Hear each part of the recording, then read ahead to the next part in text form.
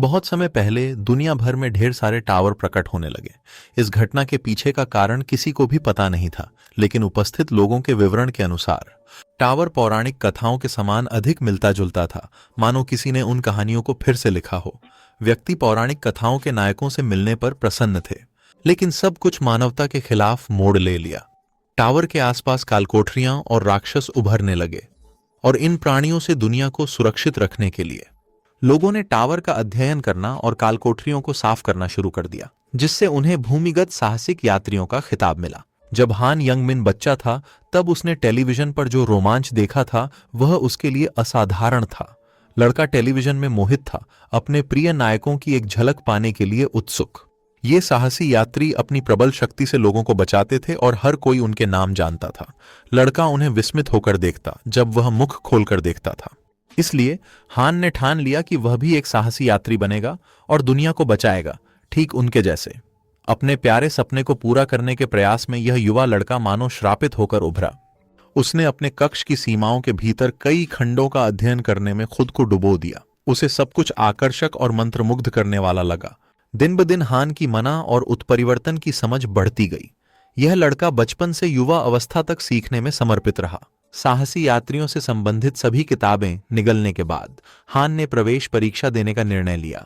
हान यंगमिन 27वें समूह से संबंधित सफलतापूर्वक लिखित परीक्षा उत्तीर्ण की और प्रथम स्थान प्राप्त किया, जिससे उसे प्रतिष्ठित एडवेंचर्स अकादमी में प्रवेश प्राप्त करने का अवसर मिला, जो विशेष रूप से अभिजात वर्ग के लिए आरक्षित था। एक तथ्य जिसने हान को अपार खुशी से भर दिया।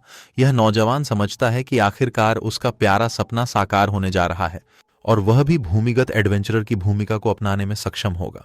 हनुमान ने अपनी दूसरी अध्ययन वर्ष के दौरान 274वां रैंक हासिल किया। प्रथम सेमेस्टर में लड़का जानता है कि चाहे वह कितनी भी कोशिश करे, उसके सामने ऐसी दीवारें हैं जिन्हें वह पार नहीं कर सकता। उसकी निष्ठुर कोशिशों और कठोर प्रशिक्षण के बावजूद उसका शरीर अडिग रहता है, उसकी इच्छा को मानने को तैयार नहीं। हान को गहरी उदासी का अनुभव होता है, क्योंकि उसके पास कोई अनोखी क्षमता नहीं है जो केवल एडवेंचरर्स के पास होती है। नतीजतन लड़का शैक्षणिक अवकाश लेने और अपने कक्ष में ही रहने का निर्णय लेता है, अपने अकेले एडवेंचरर बनने के सपने को छोड़ देते हुए जो कभी उसके अंदर जलता था। लड़का अपने लैपटॉप पर बैठा है, किसी खरीदी हुई व्यंजन का आनंद लेते हुए यह विचार कर रहा है कि अगर यह 2 साल पहले होता तो उसके सहपाठी पहले ही तीसरे वर्ष में होते। बिना किसी उपलब्धि के योग्य सपनों का लगातार पीछा करते हुए हान ने तलवारबाज की एक काल्पनिक कहानी लिखना शुरू किया। एक शिकारी की कहानी जिसने जीवन भर मृत्यु के वन में बिताया, और एक कहानी उस व्यक्ति की जिसने जादू बनाया। जो हान जीवन में हासिल नहीं कर पाया, उसने अपनी कहानियों में प्रकट किया। पैन अपनी नवीनतम कथा का अंतिम अध्याय लिख रहे हैं।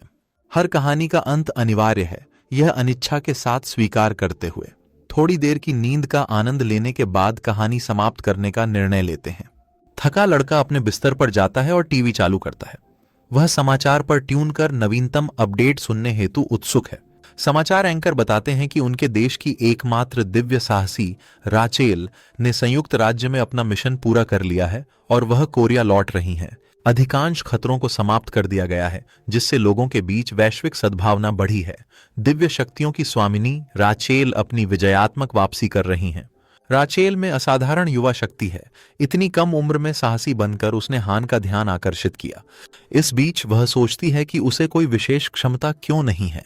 युवा लड़का आत्मविश्वास के साथ कह सकता है कि उसने किसी से अधिक मेहनत की है। हान में निराशा उमड़ती है। वह इन विचारों को छोड़ना चाहता है, क्योंकि ये अब प्रासंगिक नहीं है। दुनिया मीनार बनाने के लिए नया सेल खोज रही है। दुनिया उपन्यास में वर्णित उचित समय और स्थान खोजती है, जिसे मीनार पर लागू किया जा सकता है। इसी समय और स्थान पर मीनार का निर्माण करती है। हान सुबह जागता है और एक आवाज सुनता है। उसने टीवी बंद करना भूल गया था। समाचार एक अभूतपूर्व घटना की रिपोर्ट करता है। देश में 5 नए टावर बनाए गए हैं, जिनके नाम horizon slashing blade, the harbinger of evil और द ब्लैक डिवाइन स्क्रॉल जैसे हैं। पैन घबरा हुआ है। बाद के समाचार रिपोर्टों में खुलासा हुआ कि जैसे ही उन्हें लगा कि वे शांति के करीब आ रहे हैं, नए टावर और डंजन्स उभरे। जरूरी अपडेट्स गूंज रहे हैं। जैसे 2 अतिरिक्त टावर खोजे गए हैं, जिससे कुल संख्या 7 हो गई है। संघ का अनुमान है कि ये टावर उच्चतम श्रेणी के होंगे। हान को एहसास होता है कि समाचार में उसके उपन्यास के नायकों के नाम उल्लेखित हैं, और यह केवल एक साधारण संयोग नहीं हो सकता, क्योंकि ये नाम उसके लिए बेहद परिचित हैं। तात्कालिक रूप से हान अपना लैपटॉप खोलता है। उसे पता चलता है कि उसका उपन्यास और कैटलॉग में रखी सभी मूल प्रतियां गायब हो गई हैं।